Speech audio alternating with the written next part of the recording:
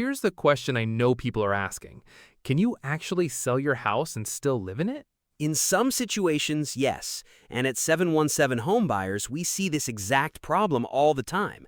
So we try to create what we call a convenience-based win-win solution, where a homeowner can sell the house as is, unlock their equity, and still have time to move. Whoa, wait, what do you mean by that exactly? Good question. In simple terms, it can involve something called a rent-back option or a post-settlement occupancy agreement. Plain English, it means you sell your house, the sale closes, you get your money, and then you stay in the home for a short period of time after closing while you figure out your next move. That makes a lot more sense, because the real fear here is, if I sell, where do I go? That's the biggest blocker, especially here in central PA, where a lot of homes are older. Row homes in Lancaster, older properties in York or Harrisburg.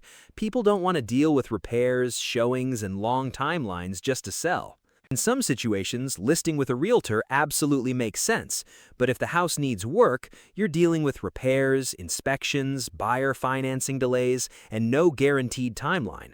So how does 717 Homebuyers approach this differently? At 717 Homebuyers, we focus on flexibility.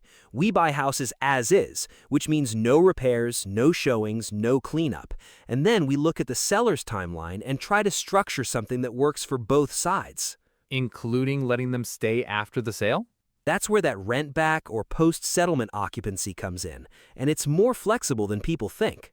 It depends on the situation, but it could be a couple weeks, 30 days, 60 days, sometimes even up to 90 days. And beyond that, it becomes a conversation. The goal is a win-win. We're trying to solve a transition problem.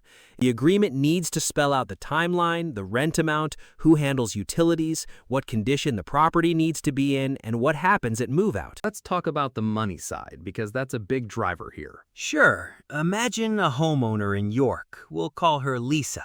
Her house needs about $25,000 in updates to really compete on the market. She owes $160,000 and could sell as is for $240,000.